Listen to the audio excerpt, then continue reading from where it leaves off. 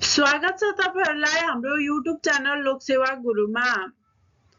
नेपालको जनगणना 2078 सम्बन्धी प्रश्न उत्तर लिएर हामी उपस्थित भएका छौं। सुरु गरौं आजको विषयवस्तुतर्फ। प्रश्न नम्बर 1 मा रहेको छ नेपालको कुल जनसंख्या कति रहेको छ? नेपालको कुल जनसंख्या 2,91,64,578 रहेको छ। प्रश्न नम्बर 2 यो जनगणना कतिऔं राष्ट्रिय जनगणना हो? नेपालको जनगणना राष्ट्रिय जनगणना 2078 नेपालको 12औं राष्ट्रिय जनगणना रहेको छ। प्रश्न नम्बर 3 मा रहेको छ यो जनगणनाको नारा के रहेको थियो? यो जनगणनाको नारा मेरो गणना मेरो सहभागिता भन्ने नारा रहेको थियो। प्रश्न नम्बर 4 पूर्ण विवरण सार्वजनिक कहिले गरियो? जनगणनाको पूर्ण विवरण 2079 चैत्र 10 गते सार्वजनिक गरियो। प्रश्न नम्बर 5 मा रहेको छ पूर्ण विवरण सार्वजनिक कसले गर्यो? प्रधानमन्त्री पुष्पकमल दाहाल प्रधानमन्त्री भएको बेलामा उक्त जनगणना सार्वजनिक गरियो। प्रश्न नम्बर 6 राष्ट्रिय जनगणना 2078 कहिले सञ्चालन भयो? प्रश्न पुनः एकपटक राष्ट्रिय जनगणना 2078 कहिले सञ्चालन भयो? यसको उत्तर रहेको छ 2078 कार्तिक 25 देखि मंसिर सम्ममा।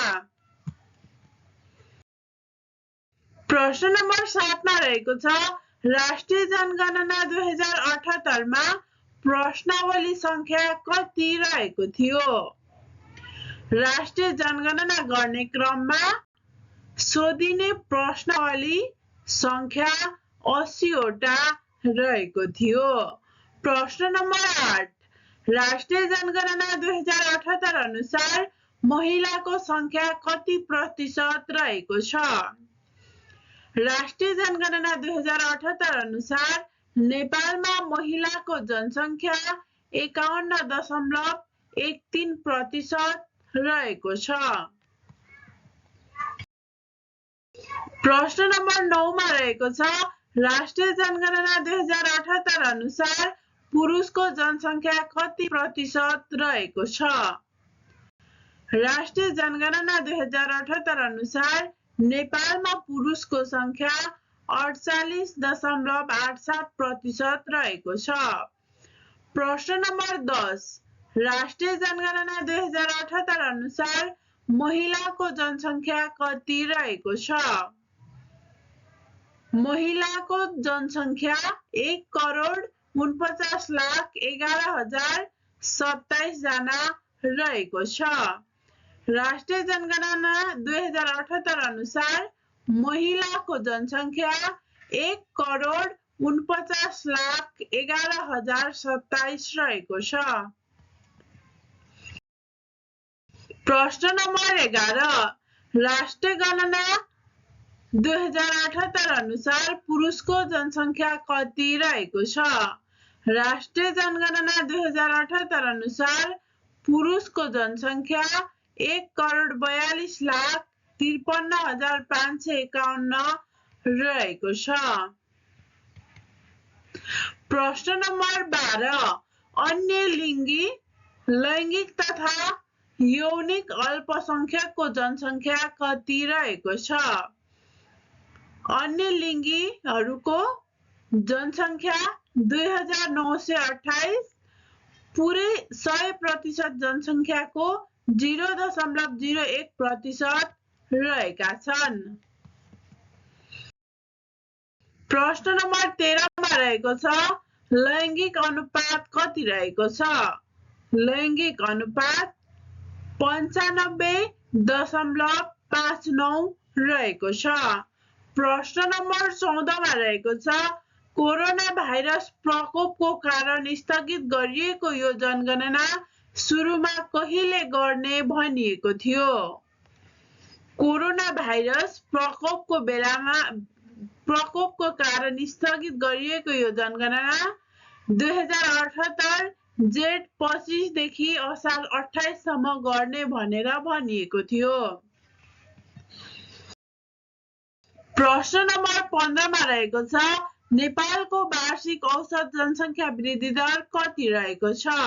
नेपालको वार्षिक औसत जनसङ्ख्या वृद्धि दर 0.92% रहेको छ।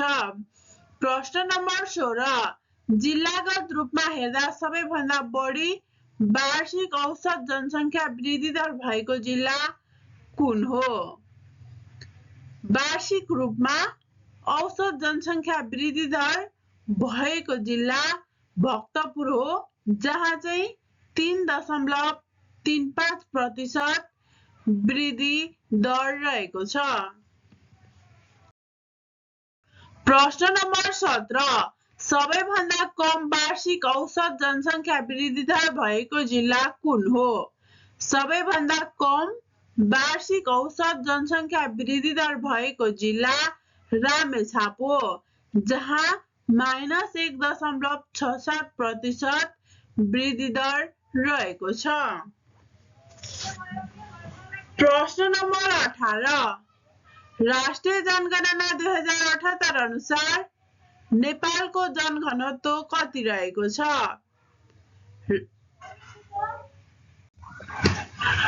प्रश्न नम्बर 18 राष्ट्रिय जनगणना 2078 अनुसार नेपालको जनघनत्व कति रहेको छ? 198 जना प्रति वर्ग किलोमिटर रहेको छ। प्रश्न नम्बर 19 भौगोलिक क्षेत्र अनुसार हेर्दा सबैभन्दा धेरै जनघनत्व तराई क्षेत्रमा कति छ? भौगोलिक क्षेत्र अनुसार हेर्दा सबैभन्दा धेरै जनघनत्व तराई क्षेत्रमा 460 जना प्रति वर्ग किलोमिटर रहेको छ। प्रश्न नम्बर 20 हिमाली क्षेत्रमा जनघनत्व कति रहेको छ? हिमाली क्षेत्रमा जनघनत्व 34 जना प्रति वर्ग किलोमिटर रहेको छ। प्रश्न नम्बर 21 सबैभन्दा धेरै जनघनत्व भएको जिल्ला काठमाडौँमा जनघनत्व कति रहेको छ? सबैभन्दा धेरै जनघनत्व भएको जिल्ला काठमाडौँमा 5169 जना प्रति वर्ग किलोमिटर रहेको छ। प्रश्न नम्बर 22 सबैभन्दा कम जनघनत्व भएको जिल्ला मनाङमा जनघनत्व कति छ? यो रहेको छ 3 जना प्रति वर्ग किलोमिटर। सबैभन्दा कम जनघनत्व भएको जिल्ला कुन हो भन्दाखेरि यो मनाङ हो, जहाँ चाहिँ 3 जना प्रति वर्ग किलोमिटर जनघनत्व रहेको छ। प्रश्न नम्बर 23 जनगणना 2078 अनुसार देशमा बसोबास गर्ने कुल परिवार कति रहेको छन्? जनगणना 2078 अनुसार देशमा बसोबास गर्ने कुल परिवार 66,937 रहेको छ। प्रश्न नम्बर 24 प्रति परिवार अक्सर बसोबास गर्ने सदस्य औसतमा कति रहेको छ? प्रति परिवार अक्सर बसोबास गर्ने सदस्य औसतमा 4.37 जना रहेको छ। प्रश्न नम्बर 25 परिवारको आकार औसत सबैभन्दा बढी भएको जिल्ला कुन हो? परिवारको आकार हेर्दाखेरि सबैभन्दा बढी भएको जिल्ला औसतमा रौतहट हो, जहाँ 5.94 जना रहेको छ। प्रश्न नम्बर 26 परिवारको आकार औसत सबैभन्दा कम भएको जिल्ला कुन हो? परिवारको आकार औसत सबैभन्दा कम भएको जिल्ला गोर्खा र दोलखा रहेको छ। प्रश्न नम्बर 27 भौगोलिक क्षेत्र अनुसार हेर्दा 2078 मा प्रति परिवार हिमाली क्षेत्रमा 4.33 जना, पहाडमा 3.99 जना छन् भने तराई क्षेत्रमा कति सदस्य छन्? यो रहेको छ 4.73 जना। भौगोलिक क्षेत्र अनुसार हिमाली क्षेत्रमा 4.33 जना, पहाडमा 3.99 जना र तराई क्षेत्रमा 4.73 जना सदस्य रहेका छन्। प्रश्न नम्बर 28 2078 को जनगणना अनुसार नगरपालिकाहरूमा बस्ने जनसङ्ख्या कति प्रतिशत रहेको छ? 2078 को जनगणना अनुसार नगरपालिकाहरूमा बस्ने जनसङ्ख्या प्रतिशत 66.17% रहेको छ। प्रश्न नम्बर 29 2078 को जनगणना अनुसार गाउँपालिकाहरूमा बस्ने जनसङ्ख्या कति प्रतिशत रहेको छ? 2078 को जनगणना अनुसार गाउँपालिकाहरूमा बस्ने जनसङ्ख्या 33.83% रहेको छ। प्रश्न नम्बर 30 भौगोलिक क्षेत्र अनुसार तराईमा कुल जनसङ्ख्या कति प्रतिशत रहेको छ? भौगोलिक क्षेत्र अनुसार तराईमा मात्र कुल जनसङ्ख्या 1,56,64,006 जना, प्रतिशतमा भन्नुपर्दा 53.61% बसोबास गर्दछन्। प्रश्न नम्बर 31 भौगोलिक क्षेत्र अनुसार पहाडमा कुल जनसङ्ख्या कति प्रतिशत रहेको छ? पहाड भौगोलिक क्षेत्र अनुसार पहाडमा कुल जनसङ्ख्या प्रतिशतमा हेर्दाखेरि 40.31% रहेको छ।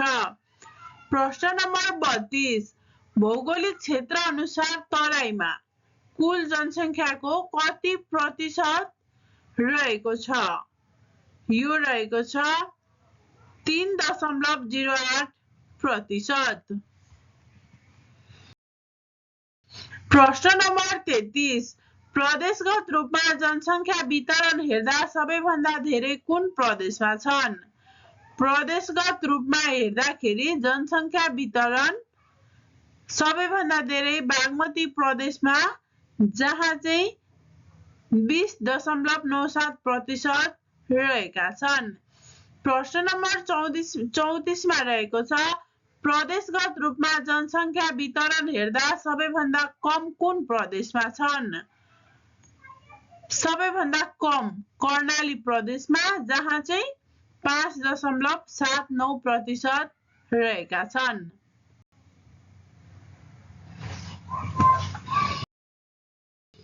प्रश्न नम्बर 35 10 वर्ष वा सोभन्दा बढी उमेरका कुल जनसङ्ख्याको कति प्रतिशत व्यक्तिहरू अविवाहित रहेका छन्? यो रहेको छ 33.1%। प्रश्न नम्बर 36 मा रहेको छ 10 वर्ष वा सोभन्दा बढी उमेरका र कम्तीमा एक पटक विवाह गरेका धेरैजसो व्यक्तिहरू 33.4% छन्, जसको पहिलो विवाह कति वर्षको उमेरमा भएको छ? उमेर रहेको छ 18 देखि 20 वर्षको उमेरमा भएको छ। प्रश्न नम्बर 37 15 देखि 17 वर्षको उमेरमा पहिलो विवाह हुने व्यक्तिहरू कति छन्? 15 देखि 17 वर्षको उमेरमा पहिलो विवाह हुने व्यक्तिहरू 22.3% रहेका छन्। प्रश्न नम्बर 38 मा रहेको छ 10 वर्ष मुनिको उमेरमा पहिलो विवाह भएका व्यक्तिहरू कति प्रतिशत छन्? 10 वर्ष भन्दा पनि मुनिको उमेरमा पहिलो विवाह भएका व्यक्तिहरू 0.3% रहेका छन्। प्रश्न नम्बर 39, कुल जनसङ्ख्याको कति प्रतिशत व्यक्तिमा कुनै न कुनै प्रकारको अपाङ्गता रहेको छ? कुल जनसङ्ख्याको 2.2% मान्छेहरू अपाङ्गता रहेका छन्। 40 मा प्रश्न नम्बर 40 मा रहेको छ अपाङ्गता भएका व्यक्ति मध्ये पुरुष 54.2% छन् भने महिला 45.8% रहेका छन्। कुल अपाङ्ग मध्ये 54.2% पुरुषहरू रहेका छन् भने 45.8% महिला रहेका छन्। प्रश्न नम्बर 41, देशका 5 वर्ष वा सोभन्दा बढी उमेरका कुल जनसङ्ख्याको साक्षरता दर कति छ? देशमा 5 वर्ष वा सोभन्दा बढी उमेरका कुल जनसङ्ख्याको साक्षरता दर 76.2% रहेको छ। प्रश्न नम्बर 42 मा रहेको छ पुरुषको साक्षरता दर 83.6% छ भने महिलाको साक्षरता दर कति प्रतिशत रहेको छ? यो रहेको छ 69.4% रहेको छ। पुरुषको साक्षरता दर 83.6% छ भने महिलाको 69.4% रहेको छ। प्रश्न नम्बर 43 मा रहेको छ संस्थागत परिवार बाहेकका कुल परिवार मध्ये कति प्रतिशत परिवारहरू आफ्नै स्वामित्वको घरमा बसोबास गरिरहेका छन्?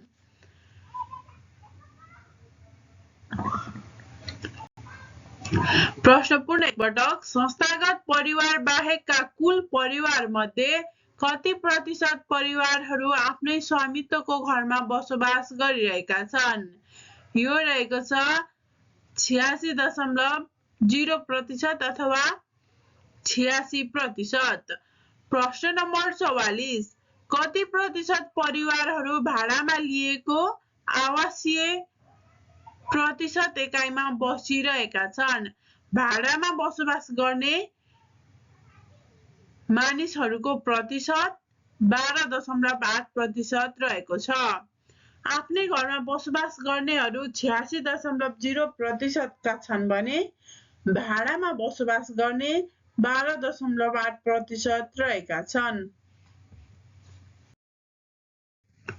प्रश्न नम्बर 45, कुल 66,66,937 परिवार मध्ये कति प्रतिशत परिवार मूली प्रतिशत महिला रहेका छन्?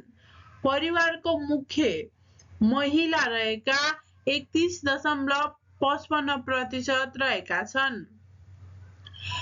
46 मा भनेको छ साधारण मोबाइल फोन हुने परिवारको प्रतिशत कति रहेको छ?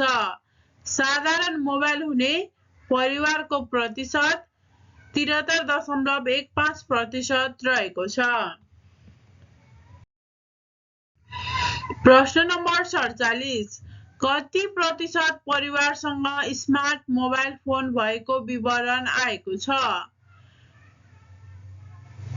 नेपालको परिवारहरूमा 72.94% सँग स्मार्ट मोबाइल फोन रहिआएको छ। प्रश्न नम्बर 48, कति प्रतिशत परिवारसँग टेलिभिजन सुविधा उपलब्ध रहेको छ? 49.37% परिवारहरूसँग टेलिभिजनको सुविधा उपलब्ध रहेको छ। प्रश्न नम्बर 49, कति प्रतिशत परिवारसँग इन्टरनेट सुविधा उपलब्ध रहेको छ? इन्टरनेट सुविधा उपलब्ध परिवारको प्रतिशत 37.72% रहेको छ। प्रश्न नम्बर 50 शौचालयको पहुँच पुगेको जनसङ्ख्या कति छ?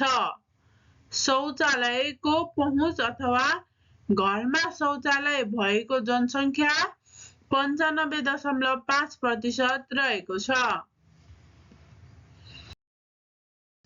प्रश्न नम्बर 51 मा रहेको छ बालबालिकाको जन्मदरता सम्बन्धी अवस्था जन्मदरता गर्ने कति रहेको छ? बालबालिकाको जन्मदरता गर्नेहरूको प्रतिशत 74% रहेको छ भने नगर्नेहरू 26% रहेका छन्। प्रश्न नम्बर 52 मा रहेको छ प्रदेशगत रूपमा सबैभन्दा बढी कर्णाली प्रदेशमा कति प्रतिशतले जन्मदरता गरे? प्रदेशगत रूपमा सबैभन्दा बढी कर्णाली प्रदेशले गरेको छ भने तिनीहरूले 87.3% गरेका छन्। सबैभन्दा कम भनेको बागमतीमा रहेको छ जुन 67% रहेको छ। प्रश्न नम्बर 53 धेरै जनसङ्ख्या वृद्धि दर भएको प्रदेश कुन हो? धेरै जनसङ्ख्या वृद्धि दर भएको प्रदेश लुम्बिनी हो।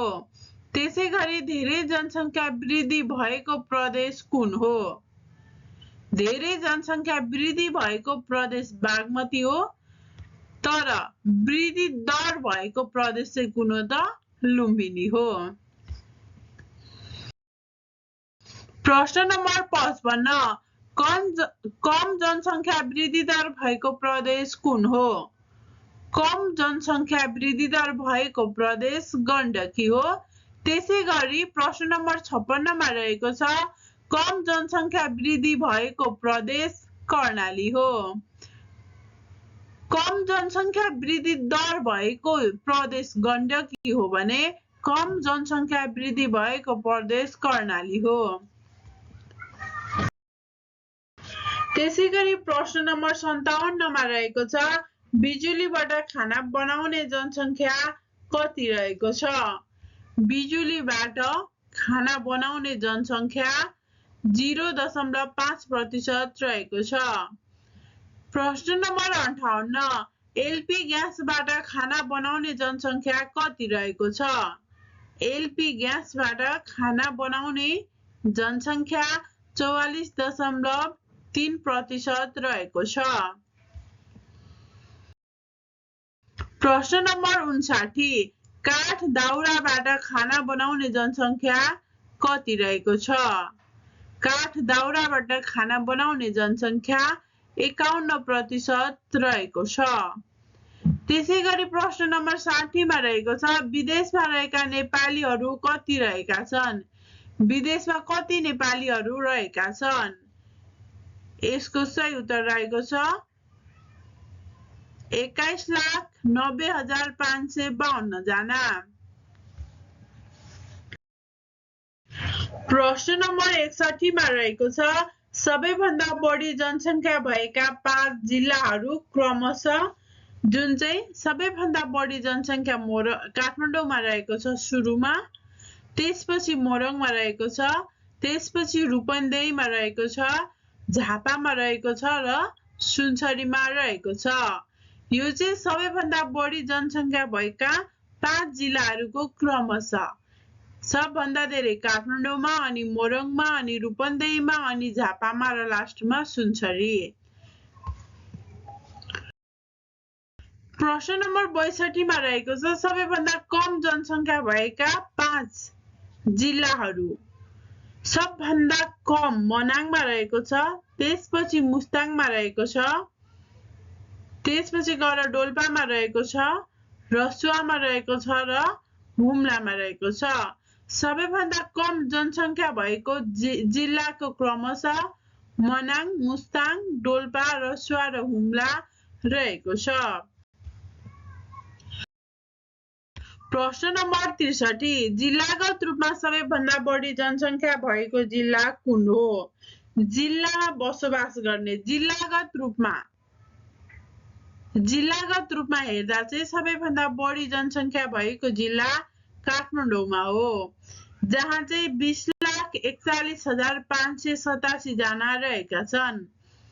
प्रश्न नम्बर 64, सबैभन्दा कम जनसङ्ख्या भएको जिल्ला कुन हो?